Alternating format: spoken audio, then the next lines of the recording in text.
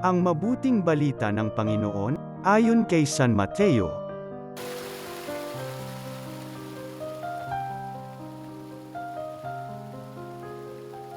Noong panahong iyon, may nagdala ng mga bata kay Jesus upang hilingin ay patong niya sa mga ito ang kanyang kamay at ipanalangin.